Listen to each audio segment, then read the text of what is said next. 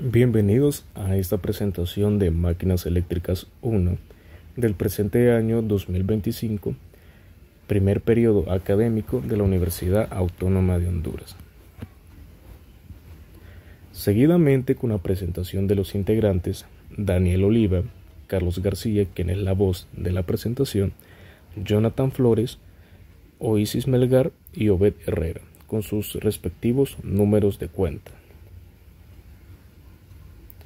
En esta presentación abordaremos lo que es el tema de motores de corriente directa, ya que fue un tema de interés tanto analíticamente como matemáticamente, el cual nos gustaría abordar, ejemplificar y de una u otra manera tener los conceptos básicos tanto de su historia, tanto de su manera matemática, como también de lo que es la manera conceptual en sus diagramas.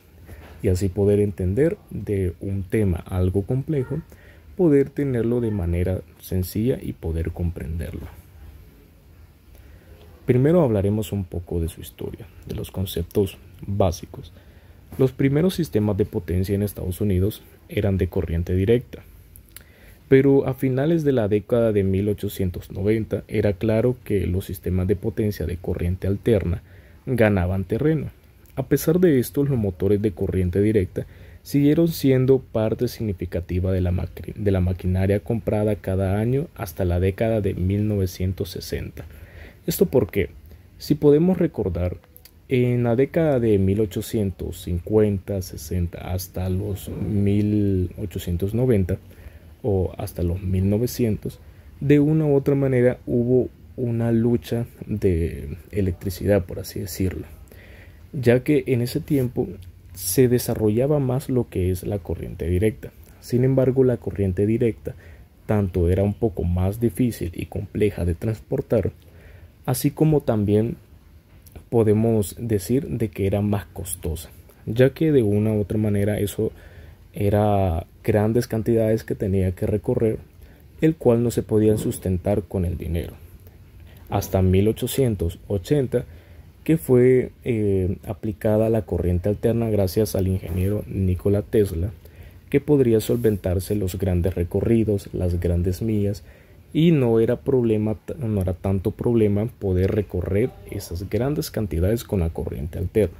Sin embargo, sí, fue algo desfasado un poco lo que son los motores de corriente directa por los motores de corriente alterna. Sin embargo, siempre se siguieron utilizando, porque de una u otra manera es parte de lo que podemos encontrar hoy en día en lo que son ejemplos básicos que después vamos a mencionar. Hay muchas razones para la popularidad de los motores de corriente directa. Una es que los sistemas de potencia son comunes. Los sistemas de potencia de corriente directa de los motores son comunes en coches, camiones, aviones y todo aquel vehículo que podamos ver. Cuando un vehículo tiene un sistema de potencia de corriente directa, es lógico que va a ocupar un motor de estos. Otra aplicación de los motores de corriente directa es que se requiere para un uso de amplia variedad de velocidad. O sea, de repente necesitamos como un rotor que nos dé o nos entregue cierta cantidad de velocidad. Muy bien. ¿Esto por qué? Porque el principal uso o lo que se deriva de los motores de corriente directa son que los motores son dispositivos eléctricos que convierten la energía eléctrica en energía mecánica mediante la interacción de campos magnéticos. Son ampliamente utilizados en aplicaciones donde se requiere un control preciso de velocidad o sencillamente mover un objeto por el motor. El principio del funcionamiento es que el motor de corriente directa opera a partir de la interacción de un campo magnético y una corriente eléctrica que esta es transportada mediante de un elemento conductor. Partiendo de ahí podemos continuar. Aquí es donde ya lo había mencionado antes, que un motor de corriente directa es aquel dispositivo electromecánico que convierte nuestra energía eléctrica en energía mecánica. Ok, entonces partiendo de acá podemos ejemplificar, perdón, dónde podemos encontrarlo, dónde podemos emplearlo y la facilidad pues que de una u otra manera se le pudo dar para que la sociedad a lo largo de la historia pudiera avanzar. De esta manera podemos entender el funcionamiento. Antes de ver los ejemplos, entendamos cómo funciona más o menos un motor de corriente directa. Ya habíamos mencionado que estos generan un campo eléctrico y un campo magnético que se derivan o se transportan a través de un conductor eléctrico. El campo magnético es generado por imanes permanentes o devanados en el estator. Podemos verlo cuando vemos esas bobinas de cobre, esos devanados. Si hemos tenido la oportunidad de poder ver un motor, vemos que siempre tiene un núcleo el cual va cubierto de espiras de cobre. Esto es el que genera o hace que genere ese campo magnético, que es el que nos da esa energía mecánica que nosotros ocupamos. La corriente fluye a través del rotor, creando un campo electromagnético que interactúa con el campo del extractor, generando un movimiento rotativo. Mencionado antes, uno de los principales funcionamientos de estos motores es que nos da una cierta rotación que la podemos medir tanto en revoluciones por minuto como revoluciones por minuto, o también lo podemos medir por radianes por segundo, grados por segundo, por hertz o ciclos por segundo, y también metros, kilómetros o pues comúnmente lo que necesitemos en el sistema internacional de sus unidades.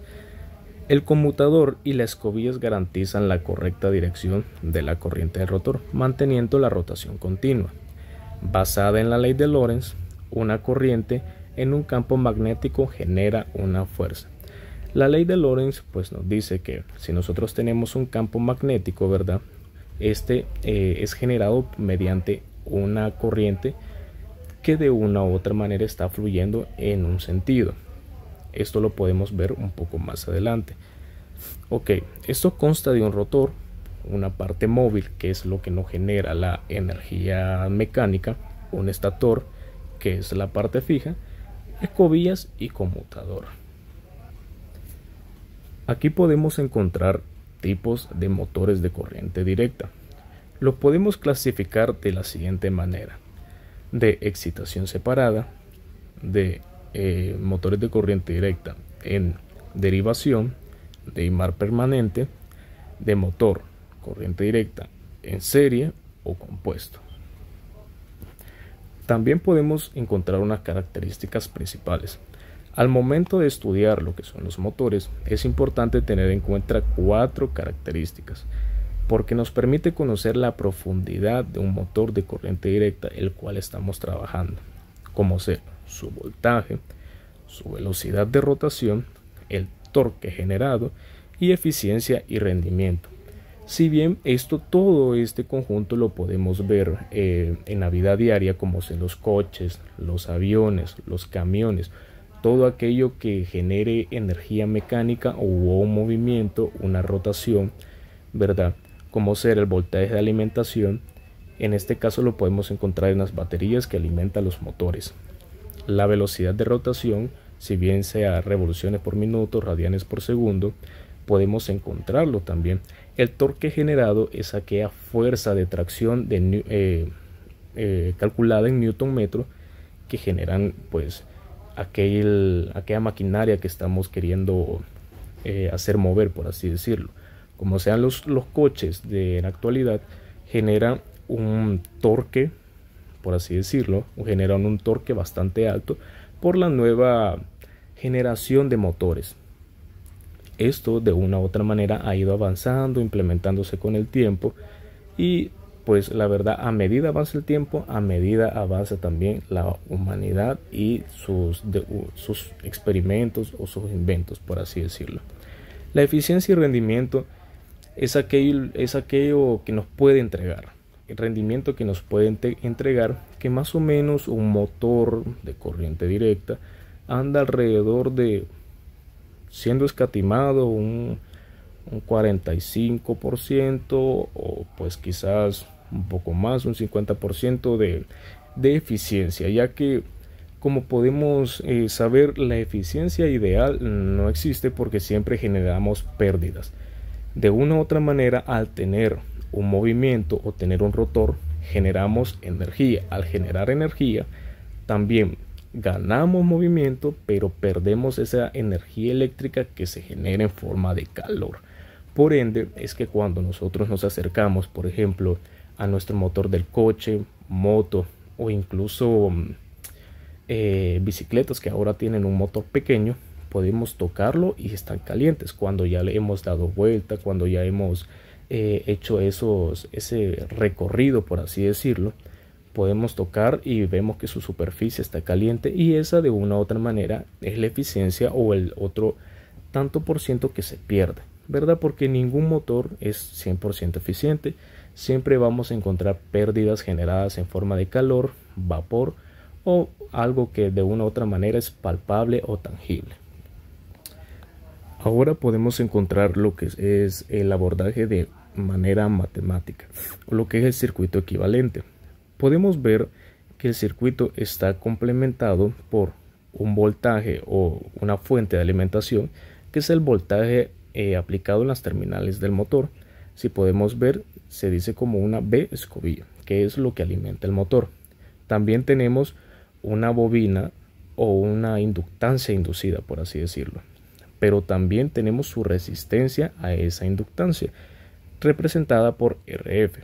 Este representa la resistencia del devanado del rotor, causando pérdidas por efecto Joule. También tenemos la inductancia del inducido, por así decirlo, valga la redundancia, que modela la inductancia propia del devanado, que afecta la respuesta transistoria del motor. También tenemos lo que es nuestra fuerza contraelectromotriz, ¿verdad? Que es como la fuente que tenemos ahí representada por la letra E y la A en subíndice.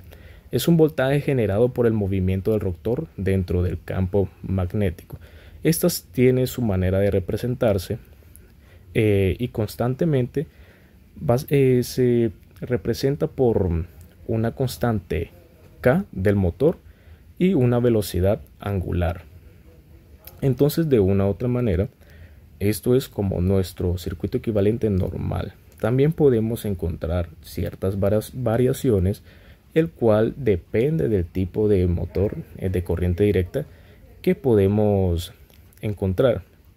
Por ejemplo, lo que son las resistencias y las inductancias son pérdidas internas del motor, lo que había descrito antes, que no siempre un motor va a ser totalmente eficiente, siempre vamos a tener pérdidas de energía en forma de calor. El subíndice E y subíndice EA es un efecto fundamental que limita la corriente a altas velocidades y estabiliza el funcionamiento del motor.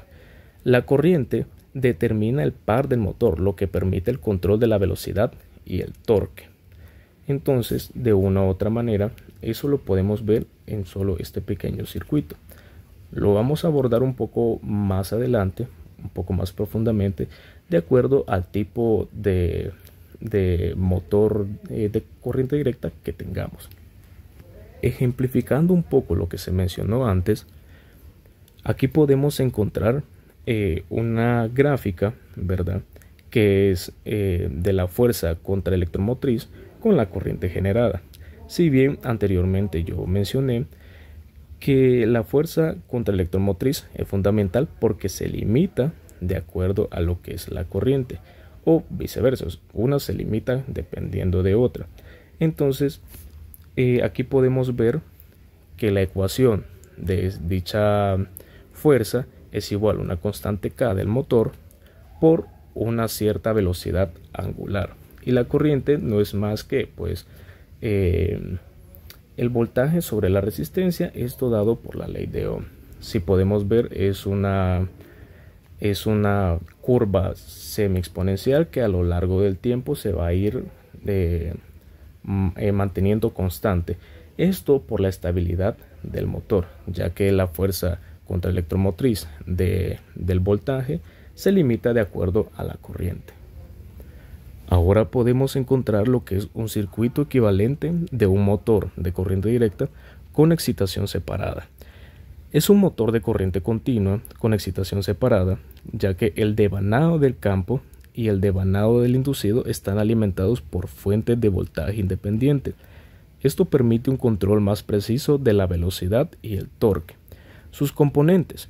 El circuito consta de dos partes: el circuito del inducido o el circuito del rotor, que está dado por la fuente de voltaje que alimenta el devanado del inducido, una resistencia del inducido, como anteriormente pudimos ver, que representa la resistencia óhmica del devanado del motor, la inductancia del inducido, valga la redundancia, que está representado como LF, que modela la autoinducción del devanado del rotor, la fuerza contraelectromotriz, que es la representamos como E subíndice A, generada por la rotación del campo magnético, que pudimos ver anteriormente su fórmula o pues también su gráfica, que se limita de acuerdo a la corriente. Esta es su primera parte. La primera parte la podemos encontrar en su lado izquierdo, ¿verdad? Ahora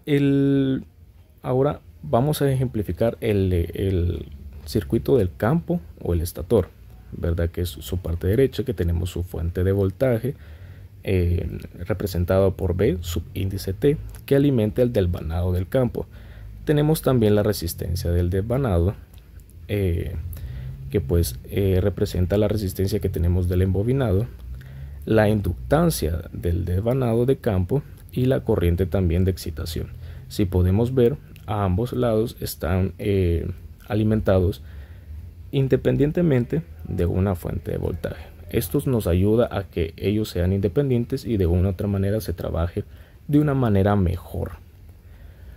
La ventaja de un motor con excitación separada es el control independiente, ya que se puede ajustar los voltajes B subíndice T y B subíndice F.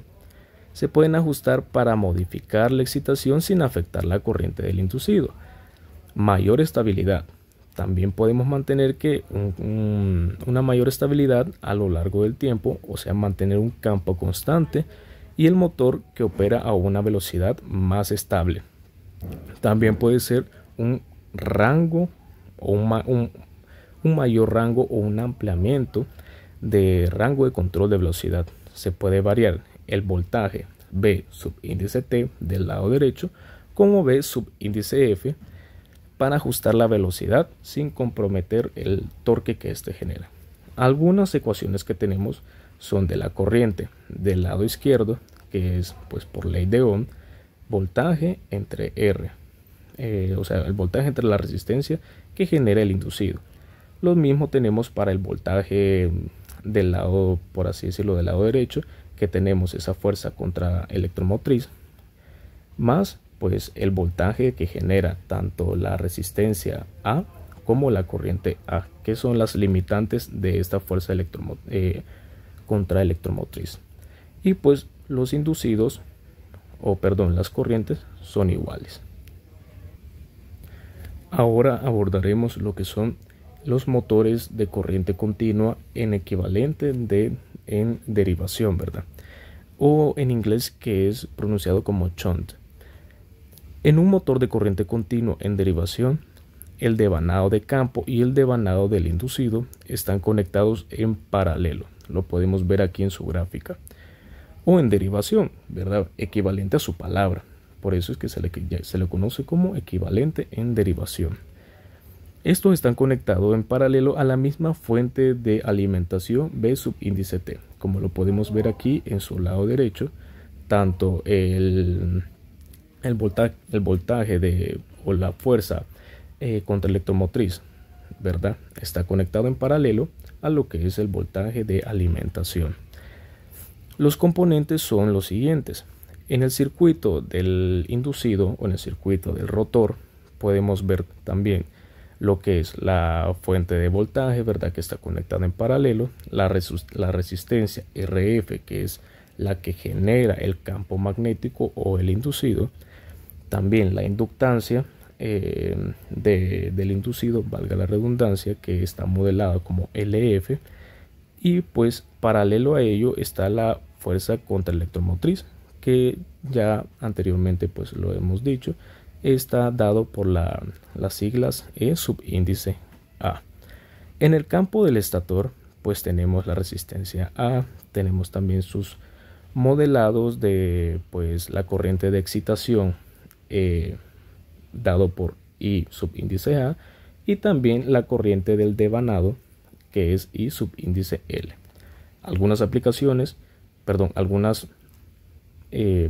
ecuaciones que podemos encontrar son equivalentes en la parte de abajo, ¿verdad? Aquí tenemos lo que es por ley de Ohm la corriente entre el voltaje de alimentación entre la corriente que entre la resistencia que provoca el inducido. El voltaje de alimentación será igual a la suma de la fuerza contraelectromotriz más el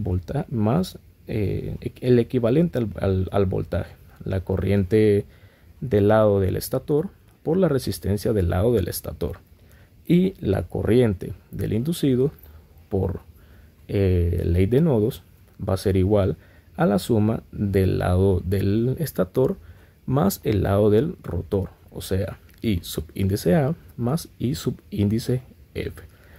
Entonces de esta manera podemos ver y ejemplificar un poco en sus diagramas lo que son el equivalente en excitación separada y en derivación. Claro, ambos tienen sus ventajas y sus desventajas. Por ejemplo, acá el equivalente en excitación separada ya sabemos que nos da un mayor control al ser independientes cada una. Como sabemos, es un mayor control de velocidad, de torque, ya que no limitamos mucho a la corriente. Por ejemplo, el equivalente en derivación, algunas de sus ventajas son, por ejemplo, que la velocidad es casi constante, ¿verdad? Debido a que, por ejemplo, la corriente es casi constante en este aspecto y el campo magnético es estable, manteniendo la velocidad del motor sin grandes cambios o variaciones. También nos apoya para una buena regulación de velocidad, no responde bruscamente a los cambios en la carga, o sea que si nosotros cambiamos la carga de alimentación, esta de una u otra manera no responde bruscamente, o sea, no acelera demasiado ni desacelera demasiado, sino que de una u otra manera, como la corriente no nos limita mucho, esta no varía mucho de acuerdo a la carga. Y la autorregulación, por ejemplo, si la carga aumenta, o sea, B subíndice T, la alimentación aumenta, es equivalente al aumento de la corriente del lado del rotor, ¿verdad? O sea, si nosotros cambiamos la alimentación, la corriente del rotor crece y la fuerza contraelectromotriz disminuye ligeramente, permitiendo que el motor compense el esfuerzo sin grandes caídas de velocidad. Entonces, estas son algunas de sus ventajas que podemos encontrar en el equivalente en derivación. Ahora, de manera general, podemos ejemplificar sus ventajas. A la hora de trabajar con motores de corriente directa, hay que tener en claro cuáles son las ventajas, ¿verdad? Ya vimos algunas ventajas que tiene cada uno de las configuraciones de su motor, ya sea en derivación o en excitación independiente. Por ejemplo, una de sus ventajas es el control preciso de la velocidad. ¿Eso cómo lo podemos encontrar? Pues de una u otra manera, si nosotros alimentamos una mayor carga, obtenemos un mayor control de velocidad o una mayor velocidad. Si la disminuimos, una menor velocidad. Si podemos jugar con las cargas, ¿verdad? Entonces nosotros encontramos una constante en la velocidad, una alta eficiencia. ¿Por qué alta eficiencia? Si bien anteriormente mencioné que las eficiencias no van más de los 45 o 50%, de una u otra manera, estos motores de control continuo son, por así decirlo, más eficientes, ya que las pérdidas generadas son un poco menores, ¿verdad? O sea, no calienta como un un motor de corriente alterna, ya que su calor disminuye un poco. Entonces no tendremos lo que es de una u otra manera esas pérdidas en calor tan exageradas. Tenemos una buena respuesta dinámica, que es, pues, como mencioné antes, si nosotros variamos la carga, pues podemos tener un torque mayor, igual una velocidad mayor y una fácil integración en sistemas electrónicos. Este es uno de los como que aplicaciones en donde, pues, basado en mi experiencia, los he encontrado mayormente, ya que son motores que van conectados a baterías de 9 voltios, 12 voltios, que son para hacer girar, por ejemplo, un ejemplo muy sencillo es un ventilador, ¿verdad? Que tenemos un motor que se alimenta de la corriente, la corriente alterna lo convierte en corriente directa y empieza a girar el motor, ¿verdad? Y así podemos encontrar varios ventiladores, tanto en computadora, laptops, incluso hasta teléfonos ahora que tienen sus ventiladores integrados.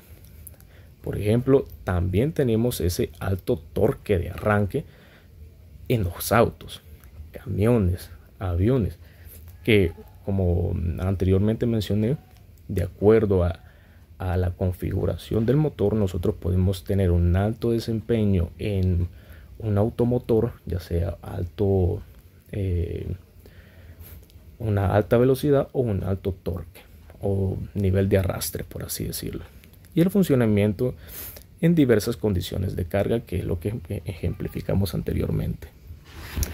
Si bien no todo es bueno, también tenemos sus desventajas. De la misma manera que tenemos las ventajas, podemos ejemplificar o podemos mencionar algunas de sus desventajas. Por ejemplo, el desgaste mecánico en las escobillas. Si bien es cierto, estar girando, de una u otra manera requiere tanto un mantenimiento periódico, eso quiere decir de que hay que estar revisando constantemente, así también hay un desgaste, porque con el tiempo, pues ese movimiento periódico hace que las piezas metálicas o el embobinado se vaya desgastando poco a poco. Una menor vida útil en comparación con los motores sin escobilla, ¿verdad? O sea, de una u otra manera los motores con escobilla son un poco más durables a lo largo del tiempo, pero igual los motores de corriente directa duran un buen tiempo, pero no son para siempre, por así decirlo. Una mayor generación de ruido y chispas. Eso de generar ruido y generar chispas se debe pues a su rotación. Entonces, de una u otra manera, el ruido se debe una al motor y otra a su generación de energía mecánica. Otras son las pérdidas de fricción en el sistema de escobilla, como antes mencionado, pues de una u otra manera la generación de energía mecánica de estar en la rotación hace una fricción, ¿verdad? Entonces, de acuerdo al engrasamiento o de acuerdo a la lubricación del motor, si es un poco mínima, la generación de fricción es mayor. Sin embargo, si se mantiene lubricado por aceite o por grasas, ¿verdad?, de motores, para eso pues existe ciertos aceites que mantienen esa característica, pues las pérdidas de fricción son un poco menores. Antes de dar las conclusiones, quería ejemplificar un poco con ejemplos o diagramas, por así decirlo, de cómo funcionan pues estos motores. Por ejemplo, aquí tenemos el primer diagrama. Si podemos ver, el campo magnético hace que gire en una dirección, ya sea a favor o en contrarreloj, dependiendo la configuración. El campo magnético, como bien podemos ver, tiene su polo, tiene sus respectivos polos. Esto hace que empiece a rotar lo que es el motor de corriente directa, ¿verdad?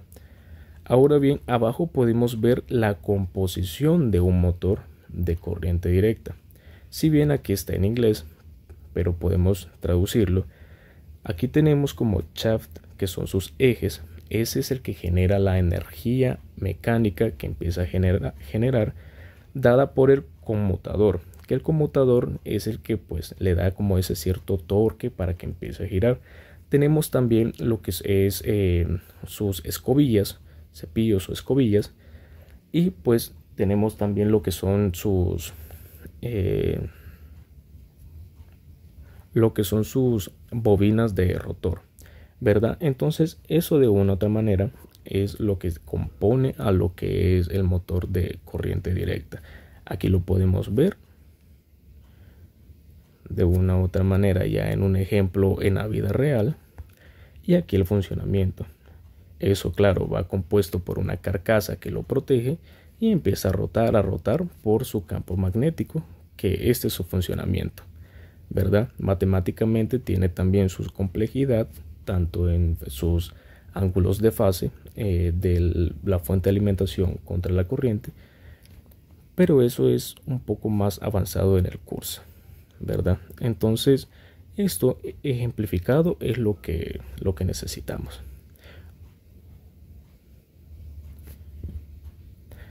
Muy bien, volviendo a la presentación, tenemos las siguientes conclusiones, que los motores de corriente directa han demostrado ser una tecnología fundamental en numerosos sectores industriales y domésticos debido a su capacidad para proporcionar un control preciso de la velocidad y un alto rendimiento en diversas condiciones de carga.